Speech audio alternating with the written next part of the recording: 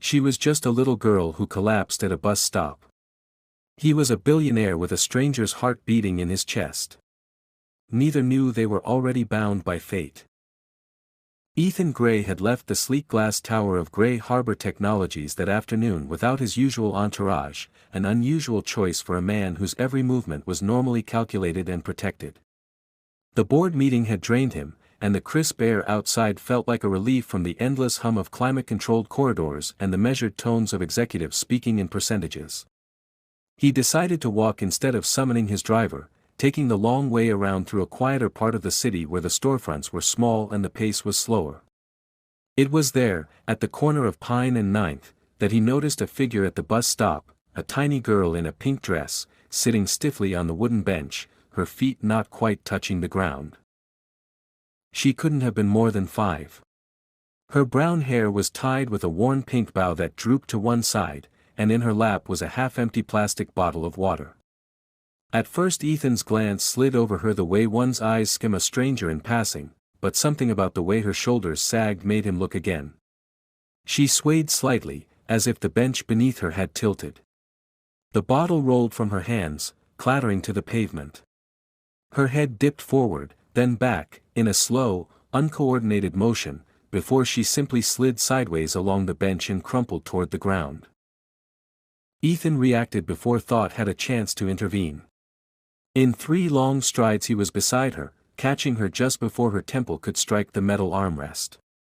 She was frighteningly light in his arms, the fragile weight of a bird, and when he brushed the hair from her forehead he felt an unnatural heat radiating from her skin.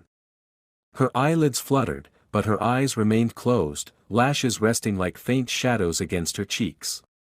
He searched for some sign of an adult nearby, a parent, a babysitter, anyone, but the only movement came from a couple of strangers glancing over and then hurrying on, unwilling to involve themselves.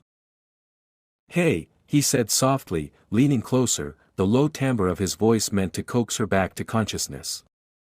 "Come on, little one. Stay with me."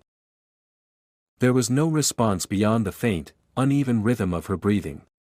A scrape on her knee caught his eye, not fresh, but recent enough to leave a red mark beneath the scab. It looked like she had been walking for some time. Her fingers were small and pale, the nails rimmed with dust. And then he noticed her eyes, half opening for a brief moment. They were startlingly blue, a shade so clear and bright that it was almost unnatural against the tired, flushed face. Something about that color tugged at a place deep inside him, somewhere he rarely let himself go, where half-forgotten images and sensations lived. A yellow cab slowed to the curb, its driver leaning across the passenger seat. "You need help," the man called through the open window, the sharp scent of diesel drifting out with his voice. "Yes," Ethan said, his tone clipped and certain. "Nearest children's hospital. Now." The driver got out to open the rear door, and Ethan settled the girl gently on the seat, keeping her head against his shoulder so it wouldn't loll with the movement. As they pulled into traffic, the city's noise seemed muffled, as if the glass of the taxi had sealed them into a separate world. Ethan could feel each rapid beat of her small heart against his arm, could hear the uneven catch in her breath every few seconds. He reached for his phone to alert the hospital ahead of time, but halfway through dialing he paused, looking down at the fragile figure resting against him. He didn't know her name. He didn't know where she belonged.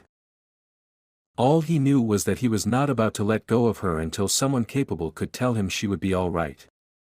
And as the cab threaded through the afternoon streets, that strange, insistent familiarity about her eyes still echoed in his mind, growing stronger with every block they traveled. The hospital entrance was a blur of glass doors and fluorescent lights as Ethan stepped from the taxi, the girl still cradled against him. The automatic doors whooshed open, releasing a rush of cool, sterile air tinged with the faint scent of antiseptic. Inside, the lobby buzzed with a low murmur of voices, the shuffle of feet, the occasional ring of a phone at the reception desk. Ethan moved quickly toward the nearest nurse, his voice calm but urgent as he explained that the child had collapsed at a bus stop, that she was overheated, possibly dehydrated, and that she hadn't responded to his attempts to rouse her. The nurse, a woman in pale green scrubs with quick, efficient movements, immediately directed him toward the pediatric triage area. As they moved through the hall, a wheelchair was brought forward, but Ethan shook his head and continued to carry her. There was a strange steadiness in his grip, as though setting her down before she was in safe hands would be some sort of betrayal. The triage room was bright, almost harshly lit, the white walls interrupted only by charts and a cheerful mural of sea creatures intended to put children at ease. A second nurse came forward, gently lifting the girl from Ethan's arms and settling her onto the narrow bed. A thin blanket was drawn over her small form while the nurse adjusted the pillow behind her head.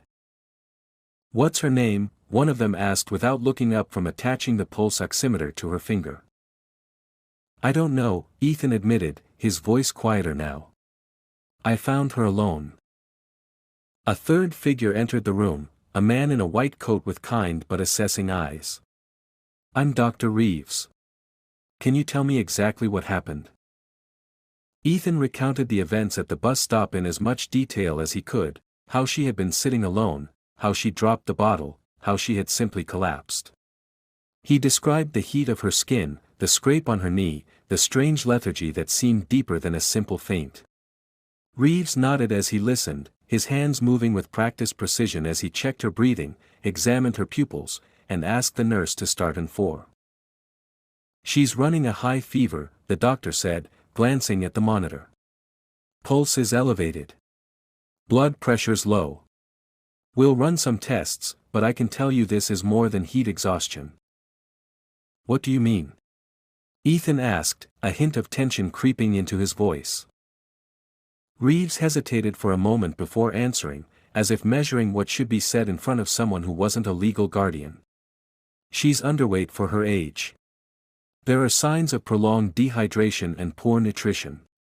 And some of these bruises, they're not all from a fall. They're older."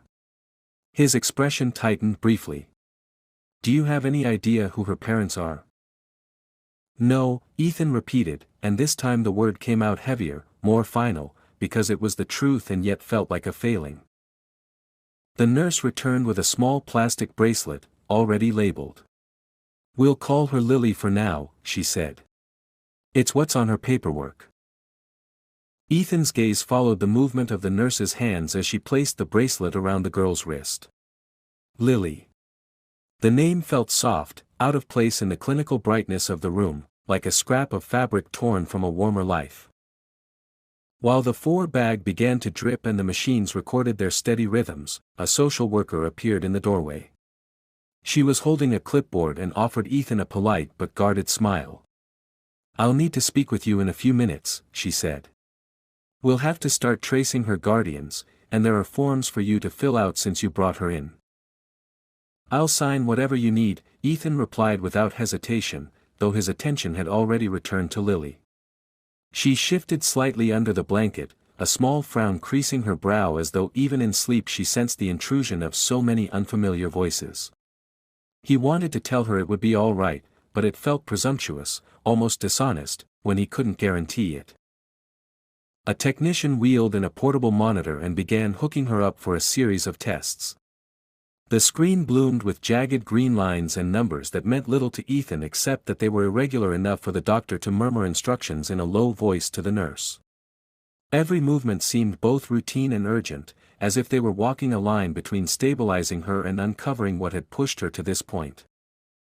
Ethan stood slightly apart, not wanting to interfere, yet every instinct told him to remain close enough to step forward if she needed someone to hold her hand. In the glass reflection of the monitor, he caught his own face, composed on the surface, but with a trace of something he hadn't worn in years, a genuine fear that this small stranger might slip away before anyone could understand why. When Dr. Reeves finally turned back to him, his expression had softened, but the seriousness remained. "We'll keep her here until we understand the full picture. If she wakes up, she may be able to tell us more, but right now she needs rest, fluids, and monitoring." Ethan nodded, though his eyes didn't leave her. "Then I'll wait." The doctor seemed to study him for a moment, as if trying to place why a man in an expensive light blue suit and polished shoes was standing so still in the pediatric ward with no connection to the patient. Whatever conclusion he came to, he didn't voice it, and left with a nod to the nurses. Alone now except for the quiet bustle of medical staff in the background, Ethan moved closer to the bed. Lily's small hand lay on top of the blanket, limp but warm. He hesitated, then rested his own hand gently over hers, feeling the faint but steady beat beneath her skin. Something about that fragile rhythm anchored him in a way he couldn't explain, even to himself. He had walked in here as a stranger doing the decent thing. He wasn't sure what he was now, but he knew he wasn't ready to walk away. The next morning, the pale light filtering through the hospital blinds found Ethan still in the same chair he had taken the night before. He had dozed only in shallow bursts, roused each time by the quiet footfalls of nurses changing 4 bags or checking the monitor. Lily had stirred once in the early hours, her eyelids fluttering halfway open, but she had slipped back into a restless sleep before he could speak to her. The rhythmic beeping of the machines had become part of the air around him, a steady counterpoint to the thoughts circling endlessly in his mind. He was a man who solved problems by dissecting them into measurable pieces, but this situation resisted any such approach. He couldn't define the problem when so much of it was unknown. A knock at the door broke his reverie. A woman stepped inside, her hair pulled into a practical bun, a thin folder clutched against her chest. Her badge identified her as Margaret Leland, Child Protective Services. She greeted him politely, though her eyes moved immediately to Lily, scanning the child with the trained precision of someone who had seen far too many children arrive in similar states. After a moment, she sat down across from him and opened the folder. "We've been able to gather a little information," she began, her tone formal but not unfriendly. "Her name is Lily Evans. She's 5 years old. Her mother was Amelia Evans. No father listed on the birth certificate. According to the records we could access quickly, they were living at the Willow House shelter until about 6 months ago. After that, it seems there was an attempt at placing Lily in a foster arrangement, but the files are incomplete." Ethan felt the sound of the name strike him in a way that was almost physical. Amelia Evans. For a second, the syllables were just sounds, but then something in him shifted, and a deep, uninvited recognition unfurled. He heard them again, but not in Margaret's voice, in the hesitant tone of a hospital liaison, more than a year ago, explaining that the donor's family wished to remain mostly private, but had allowed a single message to be passed on. He remembered reading that message after the transplant, alone in a room still smelling faintly of disinfectant. She loved the ocean. Please live for both of you. There had been a name on the signature line. Amelia Evans. Could you repeat that? His voice was steady, but it felt distant to him, as if he were listening from somewhere else. Amelia Evans, Margaret said again, watching him with mild curiosity. Does that mean something to you? He didn't answer immediately. His hands, resting on his knees, had tightened into fists without him realizing. Of course it was coincidence, he told himself. Evans was not an uncommon name. But that careful rationality was swept aside by the memory of that letter, of the reality that the heart beating in his chest was not the one he had been born with. It had come from a woman who had died unexpectedly, a stranger he had never met but whose final act had given him back his life. He looked at Lily again, at the fine, almost translucent skin of her temples, at the way her lashes curved downward like commas on a page. And those eyes, when she had opened them briefly last night, he had been struck by their startling blue, a shade that seemed too vivid to belong to the muted palette of the hospital. Now he could not unsee the connection. They were her mother's eyes.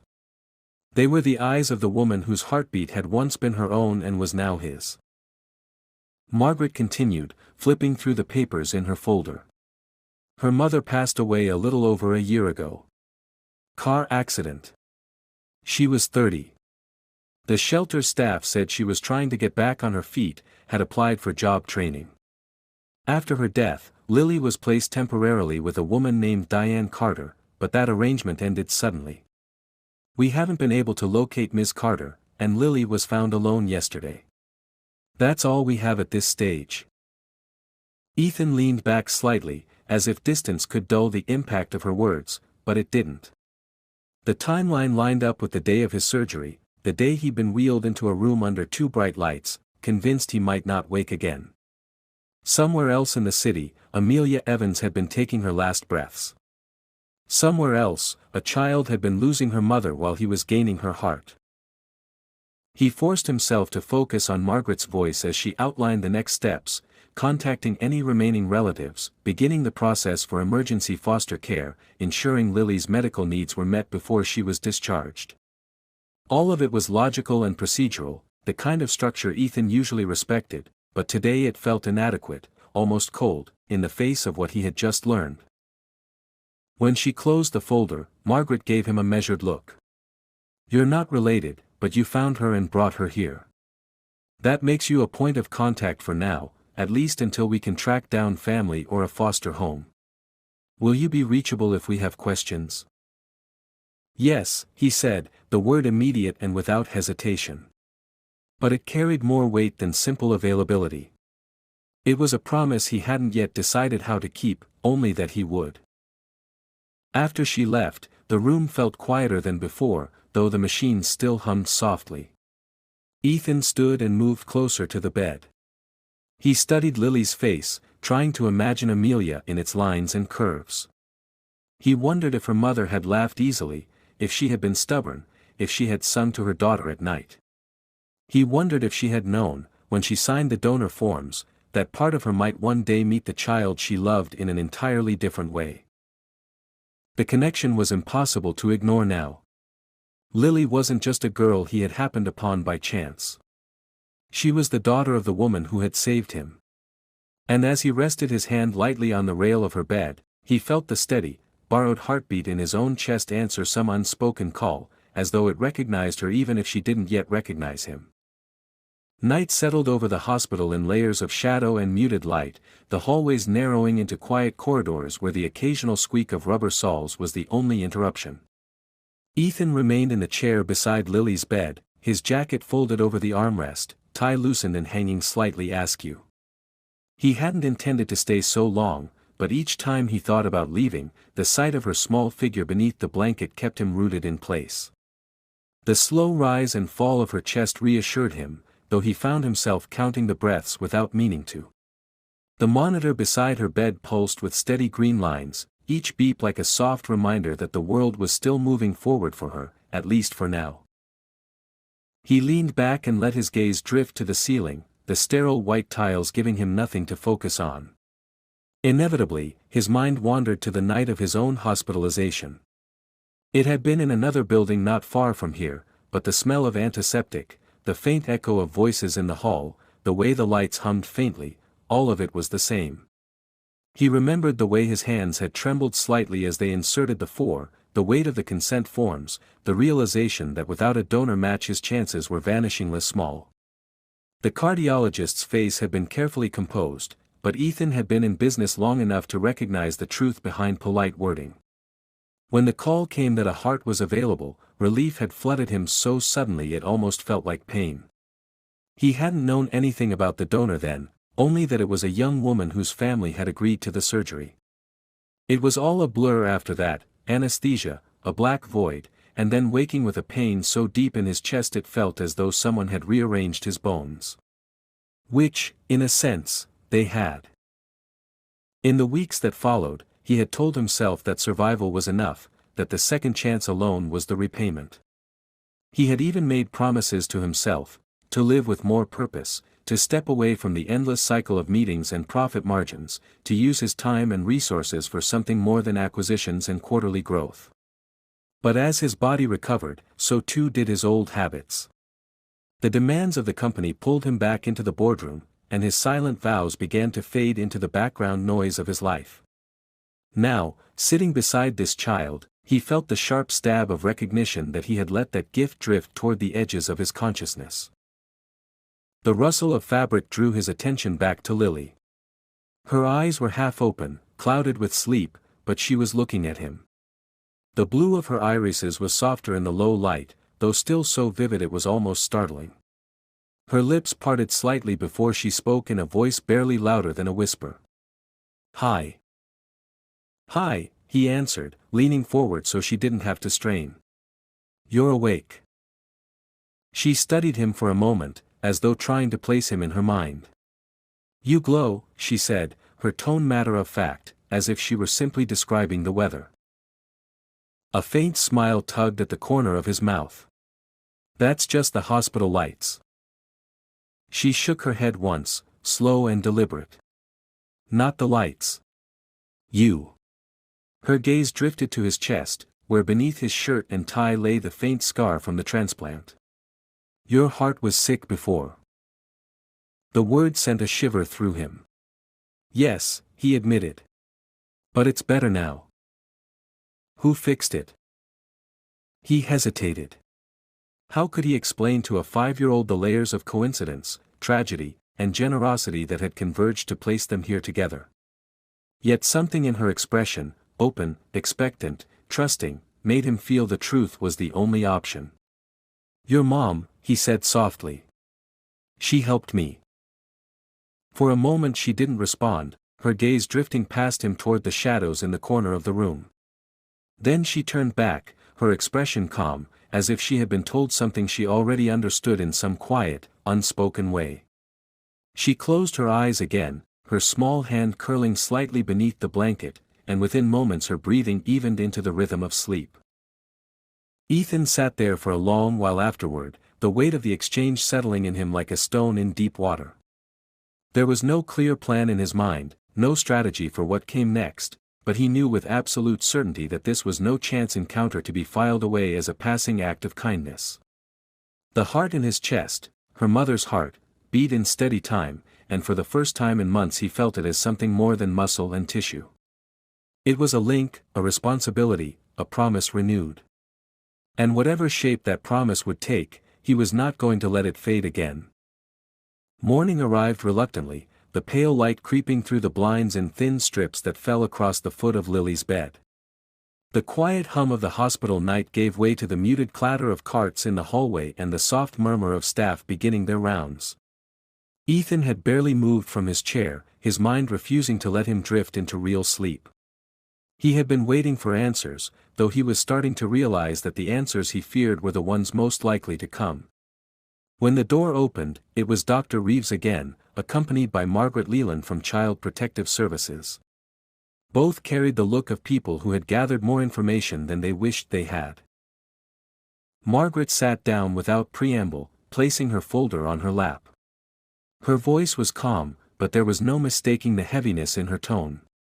"We've confirmed the details I told you yesterday," she began, glancing briefly at Lily before continuing. "Amelia Evans died in a car accident just over a year ago. It was sudden, no prior health conditions, nothing anyone could have anticipated. She was declared brain dead upon arrival at the hospital, and her family consented to organ donation." Ethan felt the weight of that statement settle over him, not because it was news, but because it was now bound to this room, this moment, this child. Margaret went on, explaining that after Amelia's death, Lily had been placed in emergency foster care with a woman named Diane Carter, a temporary arrangement meant to last only until a more permanent placement could be found.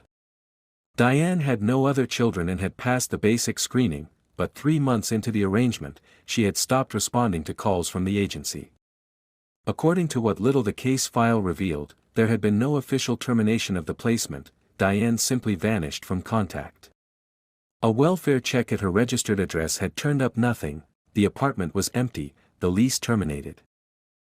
Dr. Reeves spoke next, his hands in his coat pockets, his voice carrying the measured cadence of someone delivering clinical facts without softening them unnecessarily.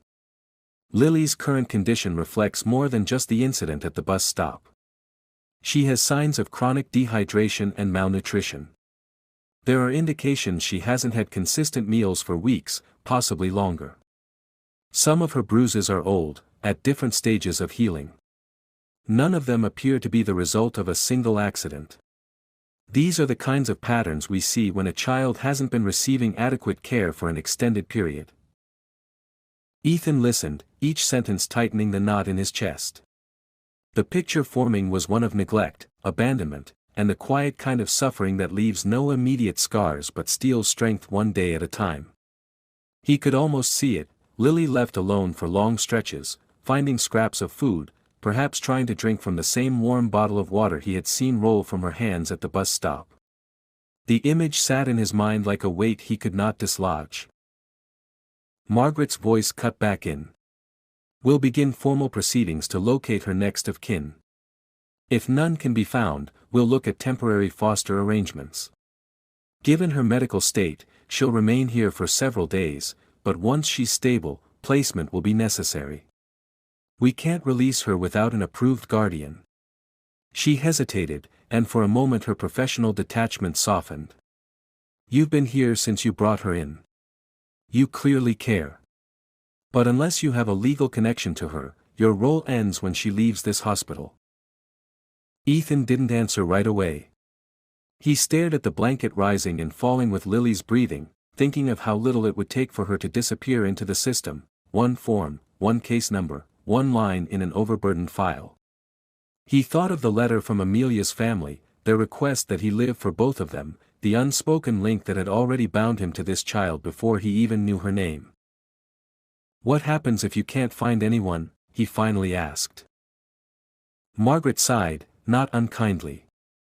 "Then she'll go into foster care. It's not always ideal, but we have dedicated families. We do our best to keep siblings together, though in this case there are none. She's young, so her chances of finding a placement are higher than older children. Still, the transition is hard, especially after." She trailed off, gesturing faintly toward the bed. Dr. Reeves excused himself to check on another patient, leaving Ethan alone with Margaret. She closed her folder, preparing to leave as well, but paused at the door. "If you truly want to help her, there are ways to stay involved. Donations to the shelter she came from, funding for programs." "That's not what I mean," Ethan interrupted, his voice quieter but more certain. "I'm not talking about funding programs. I'm talking about Lily." Margaret studied him for a moment, measuring the man in the tailored suit who had sat for hours in a pediatric ward with no legal claim to the child in the bed. "Then you'd have to go through the same process as anyone else: background checks, home evaluations, the full application. It's not simple, and it's not fast." Ethan's answer came without hesitation. "Then start it." She gave a small nod, not promising but acknowledging his intent, and left the room. The door closed with a soft click, leaving Ethan in the muted hum of the machines once again. He leaned forward, resting his forearms on his knees, his eyes fixed on the small figure beneath the hospital blanket.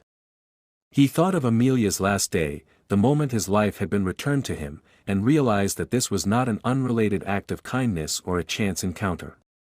It was the continuation of a promise he had let fade once and would not allow to fade again. Somewhere in the stillness, he felt the borrowed heart in his chest beat in quiet, steady agreement. The first whispers began the day after Ethan's meeting with Margaret. He had left the hospital only briefly to change clothes and attend a scheduled strategy session at Gray Harbor Technologies, expecting to keep his focus on the quarterly numbers and the integration of a recent acquisition. But as soon as he stepped into the conference room, he noticed the sidelong glances, the way conversations lowered in volume when he passed. His assistant placed a folded printout in front of him before the meeting began. It was a headline from an online gossip site, accompanied by a blurred photo taken outside the hospital: "Billionaire CEO seen leaving pediatric ward with unidentified child." The accompanying text was speculative, suggesting everything from a secret daughter to a PR stunt. By the time the meeting ended, the story had been picked up by business blogs and was trending on social media, each repost distorting the facts a little further. Later that afternoon, he was summoned to a private session with the board's executive committee. The room was smaller than the main conference hall, the kind of space where difficult conversations were held behind closed doors. Several board members sat in a semicircle, their expressions varying between curiosity and concern. The chairman, an older man named Robert Ellison, leaned forward with his fingers steepled. "Ethan, we've been monitoring a developing situation. You've been photographed multiple times at the Children's Hospital. The media has noticed, and the speculation is unpredictable. Is there something we should be aware of? Ethan kept his voice measured, though a flicker of irritation passed through him. I found a young girl collapsed at a bus stop and took her to the hospital. She's in care now. That's all there is to know. One of the newer members, a sharp-tongued investor named Mason Clark, gave a thin smile. All. That may be enough to cause reputational questions, especially if people start assuming connections or motives. We have shareholders who care about stability, not tabloid drama. The PR director, who had been called in for the meeting, suggested they craft a short statement, something vague about Ethan's commitment to community well-being, without specifics. If we avoid feeding the story, it may fade on its own, she advised. But for now, I'd recommend limiting public appearances until this dies down. Ethan listened, his jaw tightening. The way they spoke about Lily, though they didn't know her name, reduced her to a variable in a risk calculation. He understood corporate caution, but the dissonance between their priorities and the reality of a small child in a hospital bed was jarring. He had sat in rooms like this for years, weighing risks against returns, but in this instance, the equation felt obscene. Then came the comment that shifted the air in the room. Ellison, still leaning forward, said, "Ethan, you're acting emotionally. That's not always the best approach in leadership." The words might have passed without note on another day, but something in Ethan snapped, not in anger exactly, but in a deep rejection of the premise. He met the older man's gaze evenly. "My emotional is the reason this company exists in the first place," he said. "I built it by caring about what I was doing more than anyone else in the room. And right now, I care about making sure that little girl survives and has a future. If that's bad for business, then maybe it's time to rethink what kind of business we're in." The silence that followed was long enough for him to hear the faint ticking of the wall clock. A few board members exchanged uneasy glances. The PR director shifted in her seat but didn't interrupt. Finally, Ellison sat back, his expression unreadable. "No one is questioning your right to personal involvement. We're simply asking that you be mindful of the optics." "I'll be mindful," Ethan replied, standing to leave. "But I won't be absent." By the end of the week, the story had spread further, but instead of retreating, Ethan chose to address it head-on. He called a press conference in the company's main atrium, a space usually reserved for product launches and quarterly earnings announcements. Cameras crowded the back, reporters lined up with notepads and recorders. When he stepped to the podium, he didn't read from prepared notes. He spoke plainly, explaining how he had found Lily, the circumstances that had brought her to the hospital, and the fact that her mother had been the donor whose heart had saved his life. "This isn't a publicity stunt," he said to the assembled press. "It's not about optics or image management. It's about responsibility, the kind that doesn't end when the story leaves the headlines. Her mother gave me my life. I'm not going to stand by while her daughter's is left to chance." The statement rippled through the media almost instantly, reframing the narrative. The next morning's coverage was mixed, some praised his candor, others questioned his motives, but public interest had shifted from gossip to genuine curiosity. Within days, messages began arriving from other families with similar stories, and a quiet idea in the back of Ethan's mind solidified into a plan. He announced the formation of the Harbor Hearts Foundation, dedicated to supporting children from unstable or dangerous home situations, with programs for nutrition, medical care, and legal advocacy. 2% of Gray Harbor Technologies' annual profits would be allocated to the foundation, supplemented by Ethan's personal contribution. It was a significant sum, large enough to make some shareholders wince, but the announcement was met with applause from employees who had grown weary of purely profit-driven headlines. Still, Ethan knew this wasn't about applause. The foundation was more than a gesture, it was a way to create structure where there had been none, to ensure that what had happened to Lily would not happen again to someone else if he could help it. And beneath all the formal announcements and carefully chosen words was a simpler truth he didn't voice publicly: this was his way of honoring Amelia's gift and protecting the only piece of her still left in the world. It took nearly 2 weeks before Margaret informed him that a temporary custody arrangement could be made, allowing Lily to leave the hospital with him under the supervision of Child Protective Services. The process had been a blur of paperwork, background checks expedited by his resources, and several unannounced home visits by caseworkers who seemed quietly surprised to find the top floor of a luxury high-rise stripped of the usual sterile opulence and instead filled with warm light, fresh flowers, and an unusual number of blankets. When the day came, Lily walked out of the hospital holding his hand, her other hand clutching the music box he had brought for her days earlier. She wore a soft sweater over her dress, her hair freshly washed by one of the nurses, the pink bow slightly askew but determinedly in place. His apartment was vast, perched high above the city, with glass walls that let in a sweep of skyline. Yet when they stepped inside, the space seemed almost too big for the two of them. The living room, with its clean lines and neutral tones, felt more like a magazine layout than a home. Lily wandered in cautiously, looking around as though she had entered a museum, careful not to touch anything until he told her she could. Her footsteps were small and deliberate on the hardwood floors, and she stopped in front of the floor-to-ceiling windows, staring at the distant traffic and the tiny figures moving far below. "It's high," she said after a moment, without turning around. "It is," Ethan agreed, standing beside her. "But it's safe. You can see everything from up here." She didn't answer, only pressed her nose closer to the glass, as if the city were a puzzle she was trying to solve. He realized then that his home, for all its elegance, offered little comfort to someone her age. The clean surfaces and muted palette were meant for efficiency, not warmth, and so he began changing it piece by piece in the days that followed. The first change was the kitchen. On their second morning, he took her to a small corner grocery, the kind of place he rarely visited, and let her pick out anything she wanted. She chose cinnamon sticks, a bag of flour, and a jar of strawberry jam, none of which he had in his cabinets. That evening, they baked cookies together. Flour dusted her hair, and she laughed when he pretended to sneeze clouds of sugar. The smell of cinnamon filled the apartment, curling into the corners and softening the edges of the sleek modern space.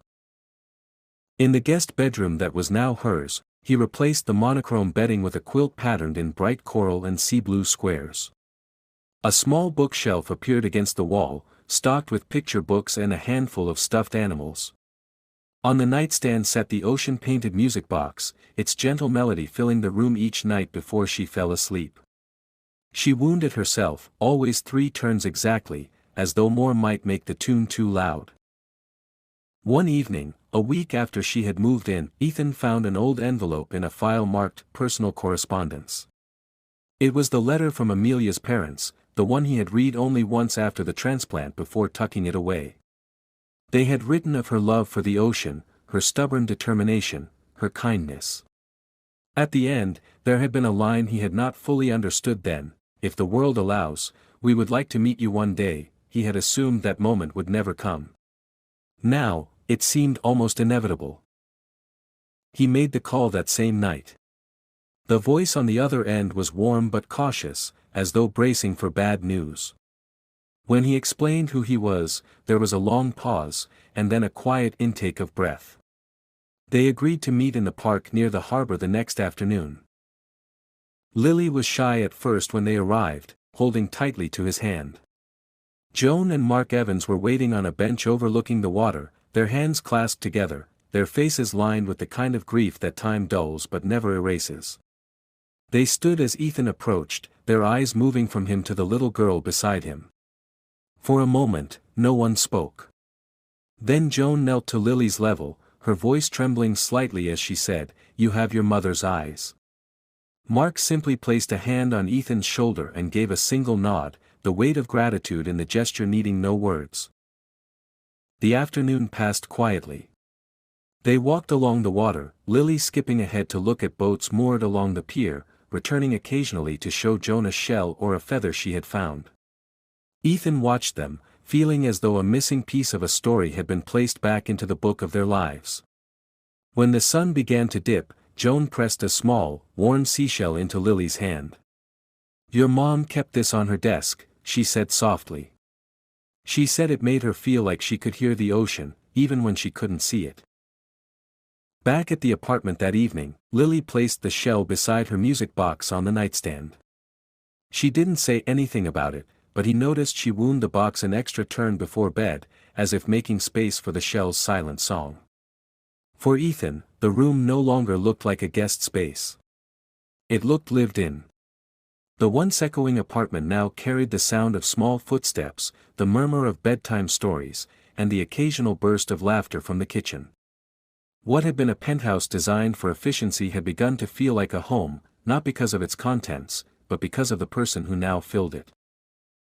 As he closed her door that night, he realized the changes he had made were not temporary adjustments for a guest. They were the beginning of something permanent, whether or not the legal documents reflected it yet. And though he had not planned for any of this, he understood with absolute certainty that he did not want his life to return to the way it had been before she arrived. The court hearing took place on a bright morning in early spring, the kind of day when the air carried a hint of warmth but still clung to the cool sharpness of winter. Ethan arrived early with Lily, walking her through the grand entrance of the family courthouse, their footsteps echoing against the marble floors. She wore a pale yellow dress that Joan had chosen for her, a ribbon tied neatly in her hair, and she clutched the small music box in both hands. The waiting area was filled with other families, some tense, some relieved, all caught in the strange limbo that legal proceedings seemed to create. Ethan kept his arm gently around her shoulders, sensing that she was taking in more than she let on, her gaze moving quietly from one face to another. The hearing itself was not dramatic, though the weight of its outcome was enormous. The judge, a woman with silver-streaked hair and a direct gaze, reviewed the reports from Child Protective Services, the evaluations of Ethan's home, and the statements from doctors and social workers. Margaret testified to the circumstances under which Ethan had found Lily, describing his consistent presence during her hospital stay and his cooperation with every step of the custody process. Dr. Reeves spoke of her condition upon admission and the improvement she had made since living with Ethan. Joan and Mark had come as well, offering their support for his petition, their voices steady but tinged with the emotion of seeing their granddaughter safe and cared for. When the judge finally spoke, her words were measured and deliberate, each sentence carrying the finality of law. She granted Ethan permanent guardianship of Lily, with the process for adoption to begin after the mandatory trial period. The sound of her gavel striking the block seemed to echo far longer than it should have, and for a moment, Ethan simply sat still, letting the reality settle in. Lily turned to him with a small, almost hesitant smile, and he felt her fingers curl around his. Outside, the sunlight felt warmer than when they had entered. Joan and Mark hugged Lily tightly, promising to visit soon, and Mark placed a hand on Ethan's shoulder again, the gesture silent but heavy with trust. As they walked toward his car, Lily tilted her head up to look at him. "Can I call you my captain?" she asked suddenly. "Because you're from Harbor." The corners of his mouth lifted, and he nodded. "You can call me that." The months that followed were filled with the quiet work of building a life together. The Harbor Hearts Foundation grew quickly, opening its first community center in a renovated brick building on the east side of the city. The center offered free breakfasts before school, a small library, counseling rooms, and a legal clinic for families in crisis. Ethan visited often, sometimes with Lily in tow, introducing her to staff and volunteers. He didn't speak about her publicly unless she chose to be part of the conversation, but when she played the music box's melody on the small upright piano in the center's main room, people listened in silence, understanding without needing the story spelled out. Not everyone understood his choices. Some in the business press still called it a vanity project, a distraction from his corporate responsibilities. He ignored those voices, focusing instead on the tangible changes he could see: children walking into the center with uncertain expressions and leaving with a bag of food, a warm coat, or simply the knowledge that someone knew their name and cared that they were there. The work felt like a continuation of something begun long before he had consciously chosen it, as though Amelia's gift had carried with it a directive he had only now begun to fulfill. A year after the court's decision, they visited the beach that Amelia had loved. It was late afternoon, the horizon awash with the soft gold and rose tones of a setting sun. Joan tied a new pink bow in Lily's hair while Mark helped her launch a bright red kite into the wind. The string hummed in her hands as the kite climbed higher, its tail flicking in the breeze. Ethan stood a few steps back, watching, the music box in his hand. When he wound it and let the melody drift out over the sand, the sound mingled with the rhythmic crash of waves. Lily turned to him, the wind tugging at the hem of her dress. "Do you hear it?" she asked, her voice carrying just enough to reach him. "Mom's smiling." He nodded, feeling the truth of it in a way that went beyond words. The heart in his chest beat steadily, strong and certain, and for the first time in his life, he felt no distance between the life he was living and the life he was meant to live.